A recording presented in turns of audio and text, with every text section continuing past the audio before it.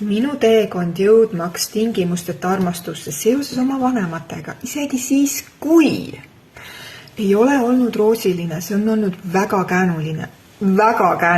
Mul on olnud seal enne alt, ehk siis ma näen täna seda nii läbi enda loo, läbi enda kogemuse ja läbi klientide lugude, et palju on praegu enesearengu teel seda, et lihtsalt mõtle positiivselt ja siis see kustutab ära selle mineviku. Ühelt poolt jah, aga tegelikult ei ole lihtne ära trikitada enda alateadvust.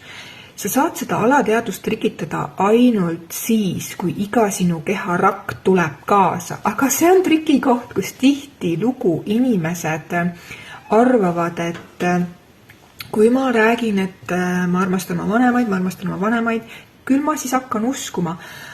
Aga alateaduse koodid räägivad hoopis teissugust lugu.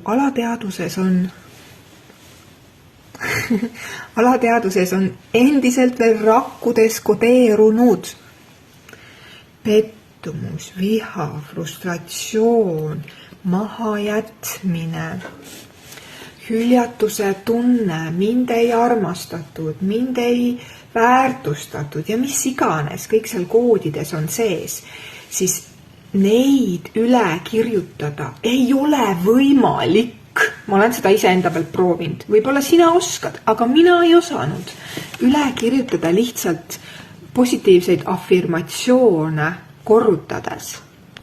Ehk siis enne tingimusteta armastusse jõudmist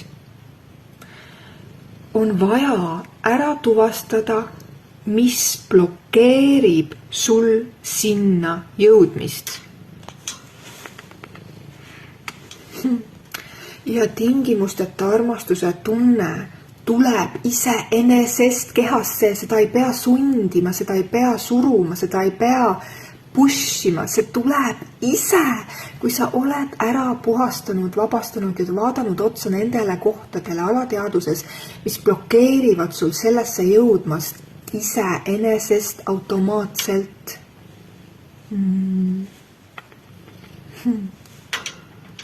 Ma näen täna seda selgelt, et sul ei ole vaja pushida, sul ei ole vaja pushida, selle surud, sa proovid jõuga muuta, sest vabasta enda kehas ära see, mis sa tunned.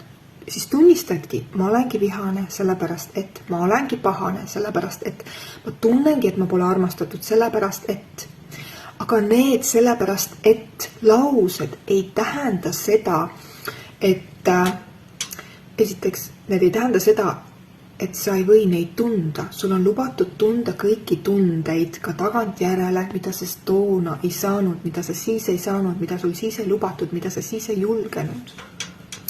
Teine asi on see, kui sa lubad neid tundeid tunda, see ei tähenda seda, et sa armastaksid oma vanemaid selle võrra vähem. Sul on õigus olla ja tunda pahameelt mingi situatsiooni eest. Kass nõustab.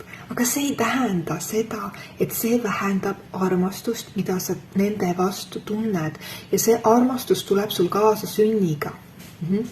Tihtilugu inimesed lähevad sellesse lõksu, et nad lasevad sellel tingimusteta armastusel kustutada saada läbi nende kogemuste, mida vanemad siis neile nii-öelda justkui tekitasid, mida sina võtsid enda omaks, enda kanda, hakkasid võimendama, tundma, elama. Minul oli väga palju frustratsiooni, trotsi, pahameelt, you name it. Ma olen selles mõttes ehe näide, et minul läks see tervendamine pikalt ja raskelt ja käänuliselt ja niimoodi üles-alla. Minu enda sees käis niimoodi kogu aeg. Ja nüüd ma tunnen, et ma olen jõudnud kohale, see on nii hea tunne. See on nii kuradi hea tunne, kus sul ei ole ühtegi tingimust oma vanematele, sa võid neile vabalt, sa saad neid vabalt kallistada ja öelda neile vabalt, ma armastan sind ja sul on jumala ükskõik, sest et sul on endal siin sees kõik nii hästi ja sul on see koht korda tehtud. See on nii hea tunne ja see tunne, emotsioon, energia, mida sa kannad neile üle, hakkab kodeerima ka neid ümber. Nad võib-olla ei näita seda välja, aga alateadlikult.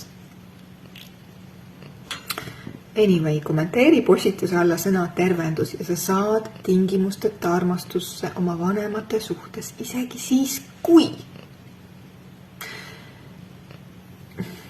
Ja see on teekond. Ja ära jätta ühtegi sammu vahele.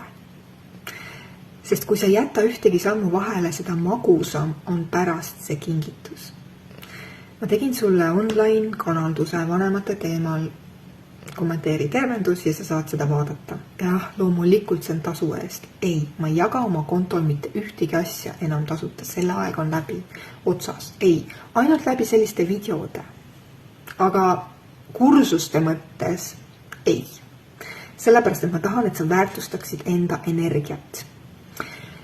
Ja sa võtaksid asja tõsiselt. Sest tasuta asjad, teate küll, unustage ära tasuta asjad.